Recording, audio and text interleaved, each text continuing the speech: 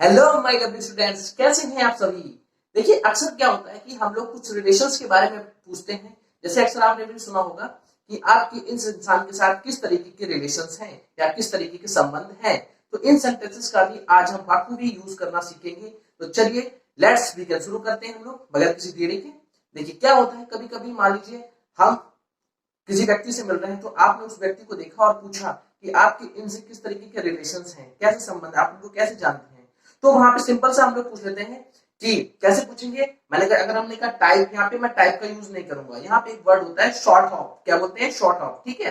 तो इसको भी शॉर्ट ऑफ को भी मैंने छोटा कर दिया, इसको बोलते हैं शॉर्ट ऑफ, क्या बोलते हैं, शॉर्ट ऑफ। तो कैसे हमने पूछा कि what short of terms do you have with Sharma ji, कैसे बोला हमने कि what short of terms do you have with Sharma ji. इस तरीके से हम लोगों ने इसका यूज किया, ठीक है। अब रिलेशंस कई तरीके के होते हैं, टर्म्स कई तरीके के होते हैं। तो मैंने कहते हैं कि मेरे जो इनके साथ टर्म्स हैं वो मेरे बिजनेस टर्म्स हैं। तो I have business terms with Sharma ji, कैसे बोलेंगे, I have business terms in with Sharma ji. क्या मैंने कह दिया, कभी कभी क्या होता है, मैंने बिजनेस के साथ में मैंने कहा फैमिली टर्म्स भी हो सकते हैं। मैंने कहा I have family terms with Sharma ji, कैसे बोलेंगे, I have family terms with Sharma ji. या आपने देखा होगा कभी कभी कुछ रिलेशन ऐसे होते हैं जो केवल, मान लीजिए मैं यहाँ से आ रहा था, वो वहां से जा रहे थे, तो हम लोग सिर्फ नमस्ते करने के लिए हम लोग सिर हिला देते हैं यूं करके, ठीक है। तो मैंने कहा, जब मैंने सिर हिलाना बोला, तो जब भी हम सिर हिला के किसी को भी मतलब हम विश वगैरह करते हैं, तो मैंने कहा ऐसे रिलेशन है मेरे, तो उसको बोलते हैं नोडिंग टर्म्स, क्या बोलते हैं, नोडिंग टर्म्स, मतलब सिर हिलाना, नोट करना।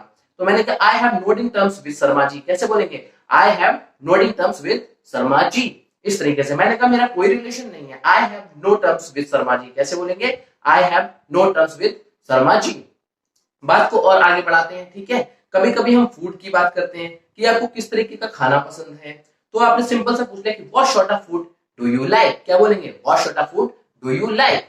मैंने कह दिया मुझे मुझे पंजाबी फूड पसंद है, मैंने कहा आई लाइक पंजाबी फूड, कैसे बोलेंगे, आई लाइक पंजाबी फूड। बहुत से लोगों को चाइनीज भी बहुत अच्छा लगता है, मोमोज हो गया, ठीक है, चाउमीन हो गई, ये सारे हमारे चाइनीज फूड के अंतर्गत आ जाते हैं। तो उसने बोल दिया कि आई लाइक चाइनीज फूड, क्या बोलेंगे, आई लाइक चाइनीज फूड।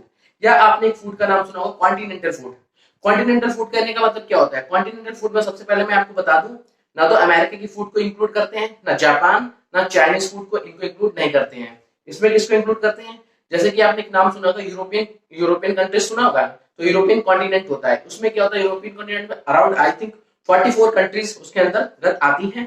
तो उन्हीं कंट्रीज में जो फूड्स होता है उसको हम लोग बोलते हैं, उसी को बोलते हैं कॉन्टिनेंटल कुजिन्स बोलते हैं, कॉन्टिनेंटल कुजिन बोलते हैं, यानी कि फूड उसी में आ जाता है। जैसे स्पेन, फ्रेंच या टर्की, बहुत सुना होगा आपने, टर्की, टर्की भी उसी का पार्ट है, ठीक है।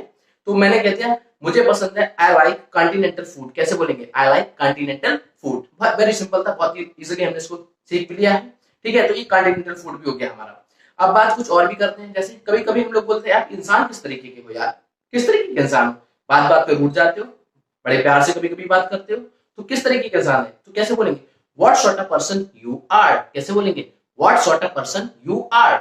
मैंने कह दिया मैं बहुत ही तुनक मिजाज हूँ, तुनक मिजाज मतलब बात बात पे रूठ उखड़ जाना, उसको कहते हैं।